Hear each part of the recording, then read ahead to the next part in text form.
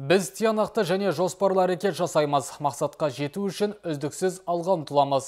Мемлекет басшысы Қасым-Жомарт Тоқаев Егемен Қазақстан газетіне берген сұхбатында осылай деді. Президенттің айтуынша ұлттың саяси сана сезімі түбегейлі өзгерді. Халық белсенділігі демократиялық жаңғырудың басты кепіліне айналды. Саяси партиялар мен қоғамдық кеңес өкілдері салмақты сұхбаттың мән мазмұнынан үлді. Мемлекет басшысы негізгі саяси реформалардың аяқталғанын айтты. Конституциялық сот жұмысын бастады. Мәжіліс және барлық деңгейдегі мәслихат корпусы сайлаудың жаңа жүйесі бойынша қалыптасты. Бірер жыл бұрын халық ауыл атқамінерлерін тікелей таңдаса, былтыр аудан әкімдерін сайлау басталды.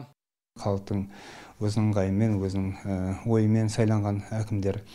Бұл үрдіс бүкіл Қазақстан бойынша әрине жүріп жатыр. Ол біздің тек қана біздің ауданда емес, біздің облыста емес. Үлкен саяси үрдістер.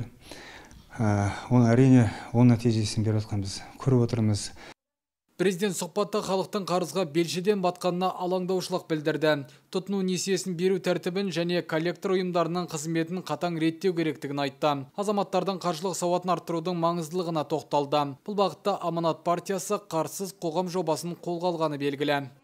Осы бағытындағы білімімді жетілдірем деген тұрғындардан барлық өтінімдер қабылданады. 8 мен 29 қаңтар аралығында 5 ақпаннан бастап оқыту курстары басталады. Биыл сонымен қатар мемлекеттік және гранттық бағдарламаларға бизнес жоспар дайындауға жаңағыдай өтініш берушілерді бизнес жоспарларын дайындауға көмектеседі біздің сарапшылар, біздің жаңағыдай тренерлар осы қарсыз қоғам жобасы аясында. Айта кетейік, жоба аясындағы жұмыстар биыл үкіметпен бірлесе атқарылады. Бұл өз кезегінде президент сұхбатында айқындалған мақсат міндеттерді орындауға жаңа серпін береді дейді саяси ұйым өкілі. Ернұр Күнама, Асланбек Саламатов, Саид Самиғолла, Ақжайық ақпарат.